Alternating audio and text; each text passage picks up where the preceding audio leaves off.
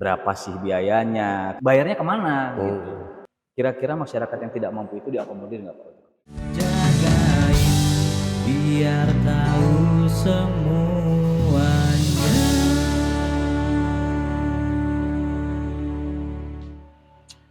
Jajan. Jajan kita ya. Assalamualaikum warahmatullahi wabarakatuh. Jumpa lagi dengan Mas Bon di Jagain, Jangan Gagap Informasi. Di episode ketiga ini kita akan membahas tentang pelayanan yang ada di Pengadilan Agama Ciamis. Karena memang pelayanan itu jadi sesuatu yang harus diutamakan bagi semua masyarakat pencari keadilan. Nah, dalam hal ini banyak inovasi-inovasi yang diciptakan oleh Pengadilan Agama untuk memberikan pelayanan prima kepada para pencari keadilan. Termasuk di kita juga di PA Ciamis. Ada banyak inovasi yang dapat memudahkan para pencari keadilan dalam mengakses maupun memperoleh informasi baik itu tentang Pengadilan Agama sendiri ataupun mekanisme pengambilan produk hukum yang sekarang sudah dipermudah dengan adanya inovasi-inovasi di Pengadilan Agama. Narasumber yang akan memberikan keterangan pada hari ini adalah ini punggawanya kepanitraan. Beliau adalah pimpinan di kepanitraan Pengadilan Agama Ciamis. Kita sambut Bapak Dr. Andes Haji Asob Ridwan MH. 10 tahun lah. Assalamualaikum Pak. Waalaikumsalam warahmatullahi Sehat Pak Panitra? Alhamdulillah. Silakan Pak. Nah, saya sudah bersama dengan narasumber kita Pak Panitra. Beliau adalah seperti tadi saya bilang, punggawa di kepanitraan ya Pak. Di mana kita tahu kepanitraan itu adalah bisnis core-nya peradilan Pak, terutama untuk ya di bidang persidangan gitu kan. Ini kita mau bahas soal layanan prima di Pengadilan Agama Ciamis Pak. Dan biasanya memang masyarakat itu ya dari pernikahan Pak awalnya ada yang menikah di usia muda, kemudian yang hidup berumah tangga lama akhirnya harus kandas juga gitu kan. Atau ada juga yang belum waktunya menikah tapi kepengen menikah Pak. Nah itu kan menjadi hal-hal yang agak-agak sensitif dan harus kita bahas juga nih Pak sedikit gitu ya Pak ya. Karena biasanya dari pernikahan itu kalau dalam tanda kutip rumah tangganya tidak bisa dipertahankan, ujung-ujungnya akan lari ke Pengadilan Agama. Nah tanggapan Bapak soal hal itu bagaimana Pak? Baik, terima kasih ya sebabnya ya. Alhamdulillah saya dipanggil nih di podcast Pengadilan Agama Ciamis hari ini episode ketiga ya. Episode ketiga gitu. Alhamdulillah. Mudah-mudahan apa yang disampaikan bermanfaat ya. Amin amin. Jadi mengingat apa yang disampaikan tadi, memang perkawinan itu adalah suatu hal yang harus dilaksanakan oleh umat Islam. Dan itu adalah merupakan suatu ikatan yang kuat antara pihak suami dan istri sehingga menghasilkan tujuan dari perkawinan. Nah di sini dalam perkawinan ini pemerintah sudah mengatur dalam perubahan Undang-Undang Nomor 1 Tahun 2004, kalau nggak salah Undang-Undang Nomor tahun awal nomor 16 tahun 2019. Nah perubahan nomor 174 bahwa di situ dikatakan usia perkawinan itu bagi laki-laki maupun perempuan itu harus 19 tahun. Ya kenapa demikian? Karena memang harus matang. Banyak yang terjadi adanya perselisihan, adanya pertengkaran, adanya perpisahan itu karena usianya belum matang. Hanya kawinnya itu hanya karena nafsu. Nah, tapi ini harus karena Allah maka di situ. Nah, sehingga kalau kita perlu cerna nih, yang namanya perkawinan itu hanya sederhana sebenarnya dalam Islam. Perkawinan hanya dilakukan dengan ijab qabul. Dua kata, ada ijab, ada qabul. Hanya dengan dua kata ini, tetapi ini adalah suatu perjanjian yang miksakon bolidon. Kenapa demikian? Karena perjanjian ini adalah memindahkan tanggung jawab. Nah, diantaranya. Kemudian yang selanjutnya di samping itu dengan dua kalimat ijab dan qabul ini maka berubahlah yang tadinya kotoran menjadi kesucian. Nah, gitu kan? Yang tadinya maksiat menjadi ibadah. Betul. Benar nggak? Kemudian yang tadinya dosa menjadi amal soleh. Coba lihat, misalkan tadinya bersatu berdua duaan, itu kan tidak boleh dalam agama. Tapi kalau sudah nikah, silakan Bebas, Pak, ya? bebas. Ah, betul, Nah betul. itu dengan kawinan. Kemudian yang selanjutnya itu pembinaan tanggung jawab. Begitu ijab dan kabul, misalkan ya, seorang wali menyatakan saya nikahkan si Fulana dengan Fulan, saya terima nikahkan Fulana dengan mas kawin sekian. Di situ tanggung jawab berpindah, tanggung jawab dari bapak kepada suami. Apa saja tanggung jawabnya? Di antara tanggung jawab itu memberi nafkah yang layak, baik nafkah lahir maupun batin. Tentunya sekemampuan. Nah, kemudian yang selanjutnya tanggung jawab menyediakan tempat tinggal, harus ada tempat. Yang selanjutnya lagi di antaranya ini ya, mendidik. Ini mendidik tanggung jawab, tadi tanggung jawab bapaknya, mendidik itu akhlaknya ataupun agamanya.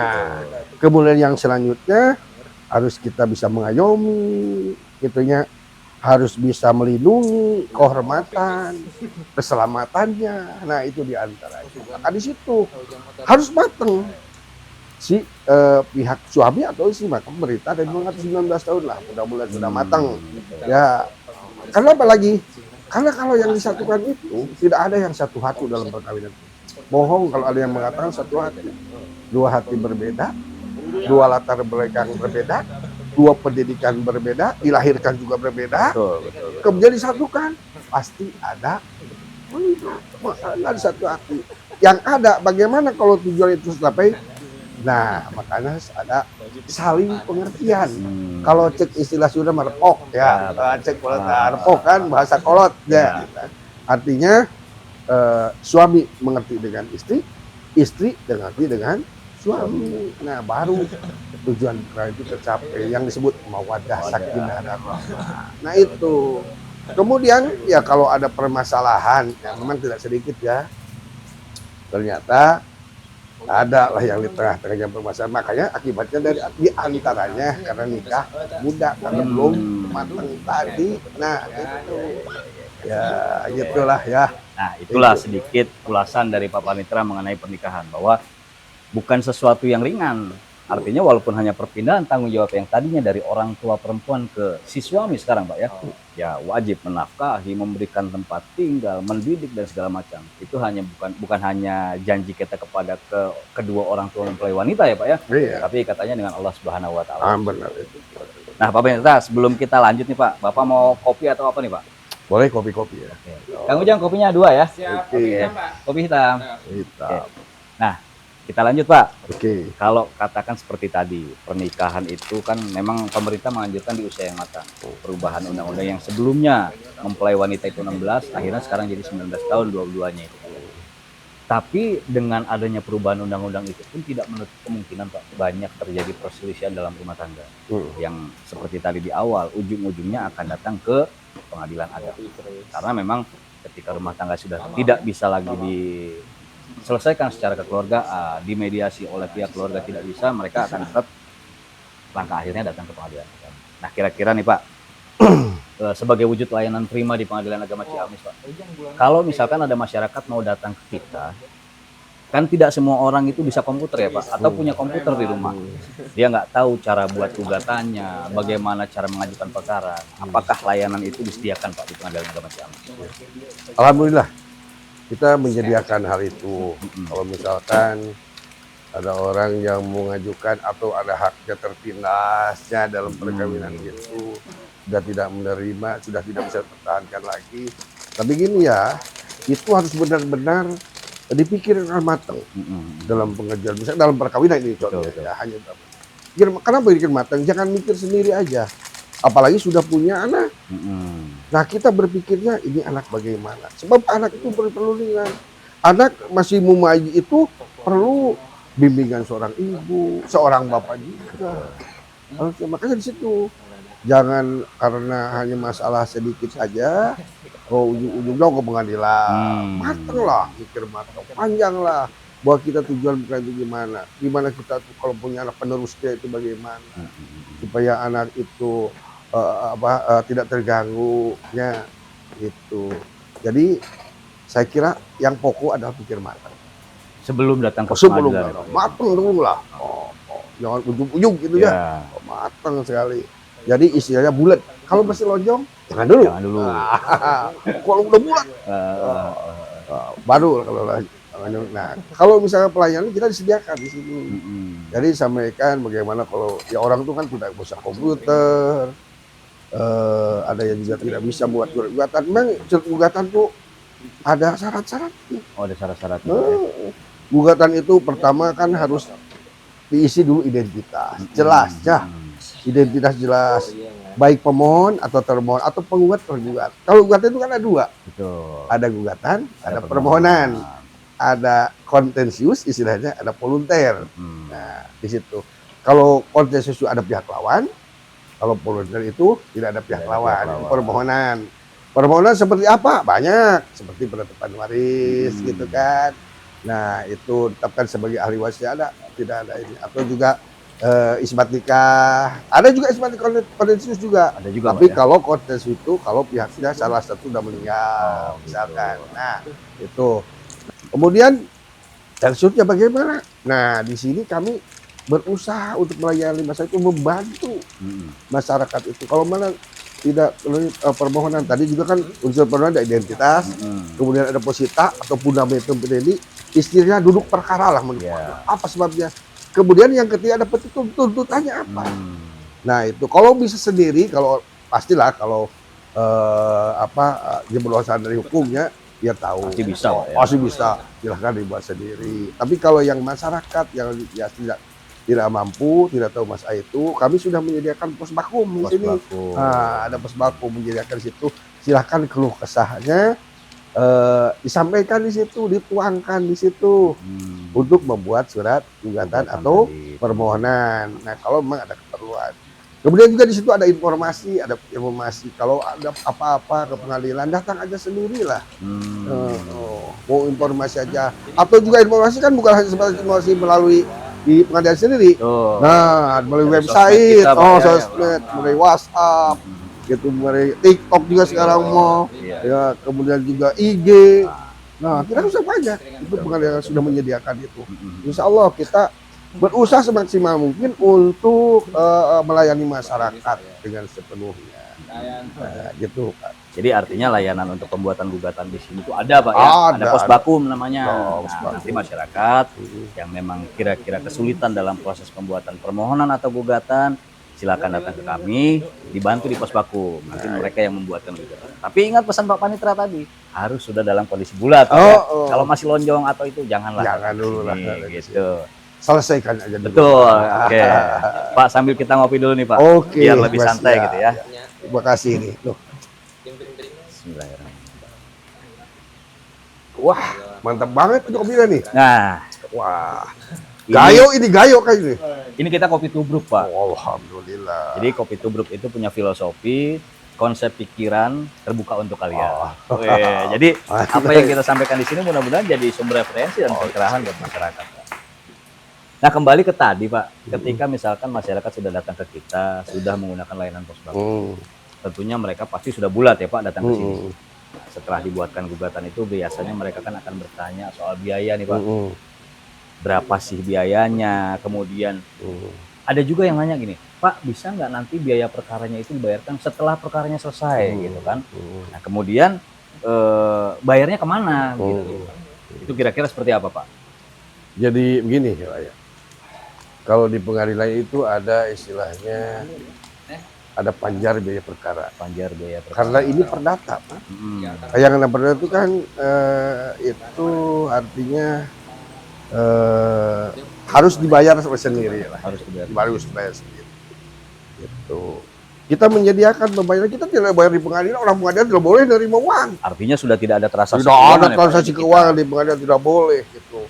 Tapi masyarakat harus bayar di bank. Tentunya bank yang sudah kerjasama dengan kita. Ya adilnya kita BRI lah. Ciamis di PA Ciamis itu BRI. Jadi masyarakat itu kalau sudah misal daftar sudah selesai dari permohonannya, masuk meja 1, ini ditaksir oleh meja 1 berapa ini Karena kan radiusnya di mana. Oh gitu. Nah, dihitung. Nah, baru setelah itu bayar, silahkan bayarnya di BRI gitu. BRI-nya juga ada di sini. Oh, jadi nggak Nggak usah jauh-jauh, Pak ya? jauh. Oh. Kita sudah mendirikan tempat untuk BRI dan BRI. Oh, alhamdulillah. Iya, Oke, iya. BRI-nya di sini. Sehingga pelaksanaan benar-benar pelayanan itu ada semuanya di sini. Gitu. Bayar di BRI, baru sudah bayar BRI, lapor ke kasir sudah bayar. Ke kasir tuh bahkan disebut kasir bukan bayar ke kasir, Oh. tapi memberikan hasil Bukti pembayaran tadi, Pak, ya? Pembayaran Oke. dari Soalnya kalau masyarakat itu kan lihat kasir, Pak. Heeh. Ibarat mereka ke minimarket kan tempat bayar tuh, Pak. Kan Iya. takutnya mispersepsi gitu. Kalau- Kalau di kita kasir itu hanya sekedar menerima bukti pembayaran dari bank ya, Pak ya. Nah, Nah, ini perdata ya peripat ya, karena Hmm. peripat Hmm. kita kan perdata nih, Hmm. jadi harus bayar gitu. harus bayar. Yang mampu. Ah. Jadi jelas bahwa ada loket bank yang bisa memudahkan masyarakat ketika sudah datang ke kami membuat gugatan, bayarnya nggak perlu jauh-jauh lagi keluar ya Pak. Semua sudah kami sediakan dalam satu layanan di pelayanan terpadu satu pintu namanya Pak. Ya. Atau yang punya Brimo tinggal bikin. Oh bisa ditransfer juga Pak? Langsung Wih, aja. canggih berarti. Brimo sekarang Mm-mm. rata-rata masa udah punya Brimo ya. Iya. Tinggal aja, oh daftar berapa? Jadi. Brimo Festival, lebih dari 100.000 hadiah langsung. Perbanyak transaksi pakai Brimo, buka tabungan emas. Beli tiket traveling dan transaksi internasional. Beli tiket BRI Liga 1 dan voucher games. Belanja praktis, scan kris. Bayar asuransi dan cicilan. Transaksi pakai kartu kredit dan debit BRI. Tingkatkan saldo tabunganmu untuk menangkan hadiah undian, mobil, motor, iPhone, tabungan emas, dan tukarkan poinmu untuk hadiah spesial setiap minggu di Friday Deals. Yuk pakai Brimo sekarang. Brimo. Wih. Lapor ini, udah bayar. Betul. Itu. Memang teknologi itu tidak bisa lepas untuk Tidak. memudahkan semua hal ya Pak ya. Oke. Ya, Nah, ini kalau sekarang Pak, kan tidak semua masyarakat mampu untuk membayar. Kadang-kadang karena ya tadi Pak, muncul asumsi di masyarakat itu bahwa biaya perkara itu mahal. Akhirnya mungkin di luar sana sebenarnya mereka punya permasalahan mau datang ke kita itu terbentur dengan besarnya biaya tadi Pak. Bagaimana kalau misalkan katakan ada masyarakat yang tidak mampu, mereka punya permasalahan yang cukup pelik dan memang harus ke kita, kira-kira masyarakat yang tidak mampu itu diakomodir nggak Pak? Baik. Jadi tadi pertama asumsi masyarakat biaya kerja itu mahal. Saya kira makanya tadi juga kalau pengen informasi datang langsung ataupun lihat di website juga nih. Dua tertera. Pang-pang Pak ya. Pang panjang itu berapa? Jelas. Gak mahal kok. Makanya sederhana, biaya ringan di situ, bukan cukup ringan. Betul. Nah, mudah-mudahan bisa dijangkau. Makanya, nah di situ makanya harus sendiri. Nah, dalam daftar juga tidak boleh dengan orang lain. Betul. Ya, jadi di situ dikatakan kalau misalkan tadi Bapak bilang, ada nggak layanan baik sebenarnya saya tidak mampu? Insya Allah ada. Ada Pak ya. Disediakan, hanya ada syarat-syaratnya. Nah, ini yang perlu dicatat syarat-syaratnya nih gitu kan. Pertama, syarat keterangan tidak mampu dari desa yang diketahui oleh camat. Yang diketahui camat. Nah, sekali lagi, surat keterangan tidak mampu Dari ditanda oleh desa setempat yang tahu masyarakat itu desa Betul. diketahui oleh camat. Setelah itu terdaftar di Departemen Sosial. Nah gitu. Kenapa demikian? Harus Departemen Sosial karena banyak yang mengada-ngada. Oh. Jangan mau nih Bapak Ibu ya misalkan mendaftar ke pengadilan. Padahal mampu banyak duitnya. Yeah. Karena ini saya di Israel tidak mampu. Awas terus jadi doa. Nah, betul Pak, betul. Jangan main-main. Makanya harus yang benar-benar terdaftar di Departemen Sosial. Bahkan ada yang macam-macam kan. Artinya bisa barangkali dimanfaatkan oleh orang lain. Nah itu ya sehingga harus jelas terdaftar nih di Departemen Sosialnya. Saya yakin yang sudah punya KIS itu pasti daftar. Ya, kan kartu KIS dah, pasti itu KIS kan sudah terdaftar. Ya. Kami itu bukan memberatkan, tapi memang itu aturan asli. Betul. Ya, supaya benar-benar si bantuan itu tersalurkan kepada yang hak. Diterima oleh orang yang tepat, Betul, ya? oleh Tidak yang salah tepat, sasaran. tidak salah sasaran. Itu. Iya. Nah, yang namanya memberikan pelayanan kepada masyarakat itu Pak, kan tidak luput dari kadang-kadang kehilafan dan segala macam gitu ya. Baik terhadap layanan kita, baik terhadap attitude petugasnya. Pernah nggak Pak terjadi keluhan dari masyarakat di Pengadilan Agama Ciamis khususnya? Saya kira alhamdulillah ya. Sampai saat ini kami belum menerima keluhan-keluhan. Kami berusaha kalau yang di sini. Nggak tahu kalau hanya sebatas omongan luar, kalau kami yang datang aja ke kami sedikit ya. Sampai saat ini alhamdulillah mereka kayaknya merasa puas. Merasa puas. Dengan alhamdulillah. Saya tidak ada menerima keluhan apapun. Apa yang disampaikan mungkin sudah benar-benar dimengerti. Nah itu gitu. Insya Allah.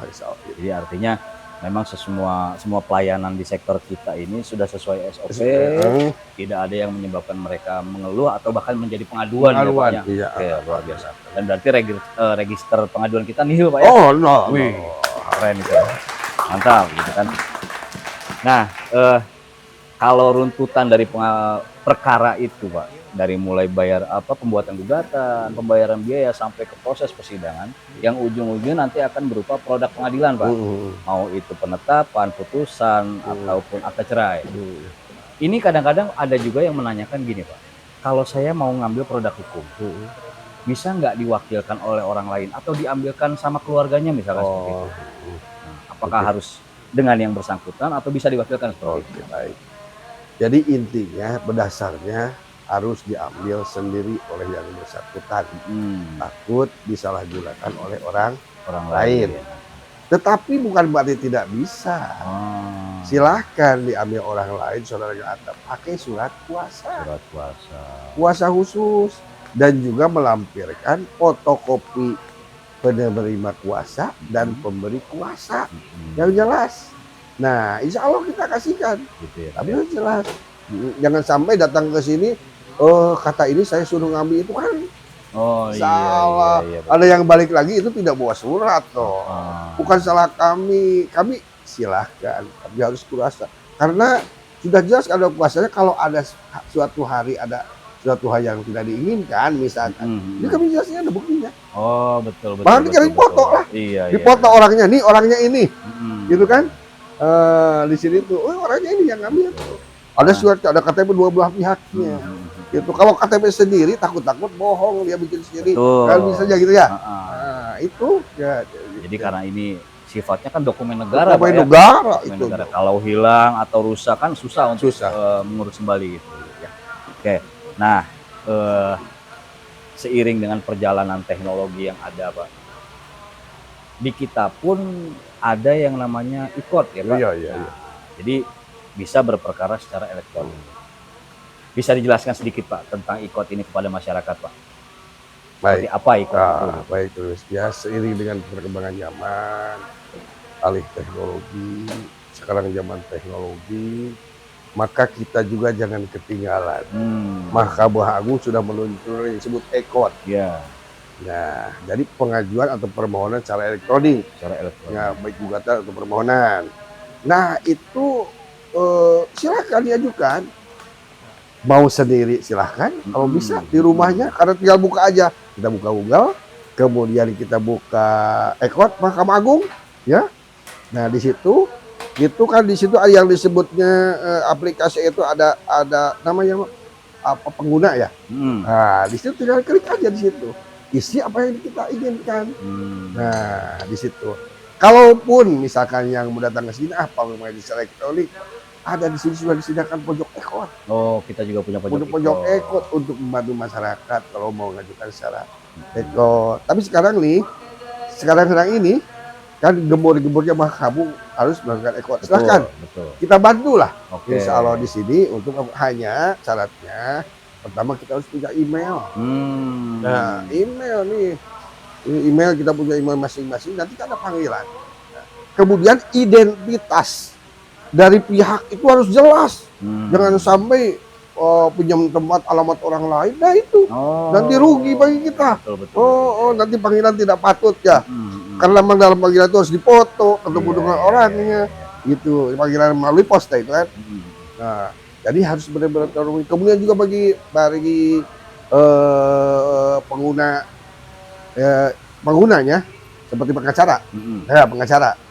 Nah, kan itu ke pengguna lainnya kalau Yang itu ya masyarakat pribadi, Pak, ya? pribadi. Nah, itu harus juga mencantumkan di samping surat kuasa, apa berita acara pelantikan itu harus jelas. Terus juga jangan sampai itu gugatan tidak ditandatangan. Oh, itu kekurang. Terus juga ya emailnya jangan lupa. Email si pengacara, email pemohon atau penggugatnya mana. Nah, ini jangan sampai ketinggalan. Nah, itu jelas lah. Terus alamatnya juga yang benar-benar bahwa itu alamat si pihak tergugat atau termohon, supaya perjalanan pemeriksaannya ekot. Kenapa demikian harus jelas karena yang manggilnya sekarang bukan jurusita kalau ekot. Ya, kita panggilnya melalui poster catat, melalui pengawas. Yang manggilnya bukan petugas yang sudah disumpah. Sehingga kalau tidak bertemu bagaimana nanti? Nah, itu sah nggak Pak panggilannya, Pak? Nah, bahkan di situ. Iya. Kalau seenaknya mengasihkan begitu bisa tidak sah. Betul. Itu kan harus dipoto siapa yang nerimanya, orang mana, benar enggak gitu kan? Identitas harus jelas. Betul. Nah, makanya jangan sembarangan. Kalau jurusnya kan jelas, jurusnya sudah disumpah. Ya, sudah disumpah. Dia itu sudah punya tanggung jawab hukum. Bahwa dia menyampaikan ke orangnya sampai atau apa yang terjadi itu kan dituangkan dalam berita acara. Nah, itu barangkali untuk sedikit gambaran ekor. Silakan masyarakat kalau mau rekod lanjut ya. Oke. Jadi kalau mau sendiri ngurus ikot pun bisa dari rumah. Oh, bisa atau kalau dari mau rumah. datang ke kita ada pojok ikot yang bisa digunakan.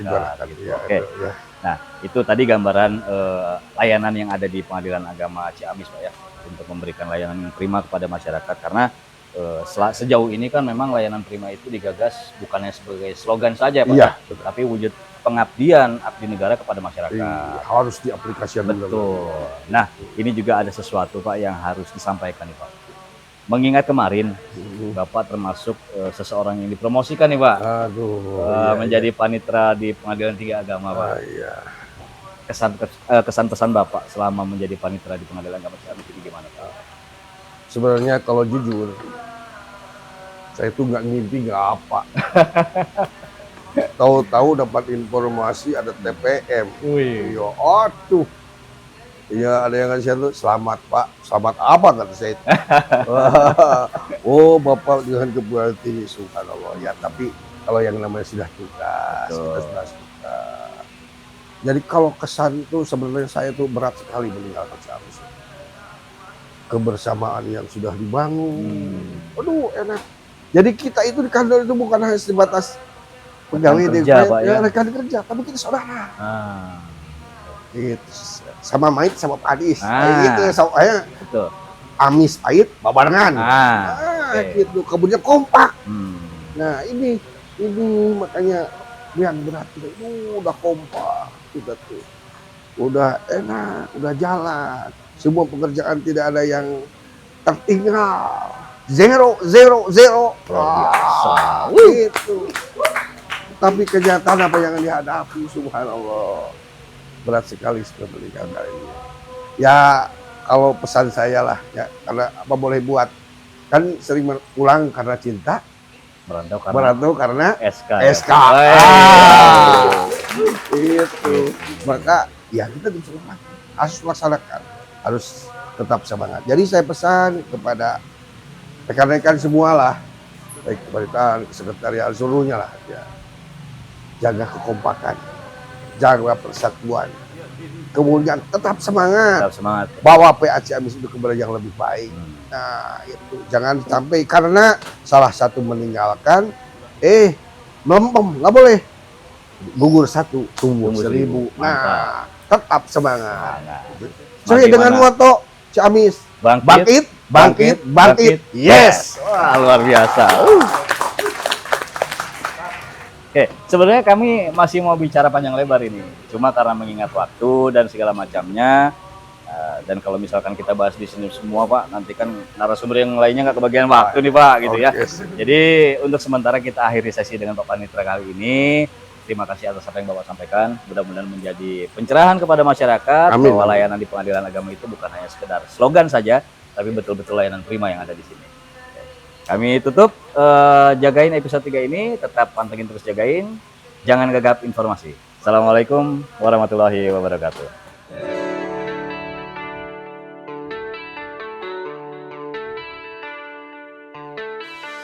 Bukalah matamu, lihatlah dunia. Begitu banyak cerita tentang isi dunia. Pahami atas semua, kau akan bahagia. Jika kau hanya diam, kau akan tertinggal. Jika kau tak mengejar, kau kehilangan.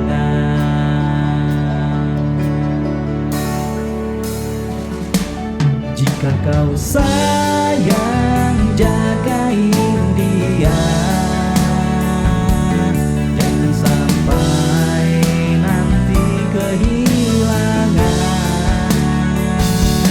Jika kau cinta, jagain dia. Jagain biar tahu semuanya. Jagain biar tahu semuanya.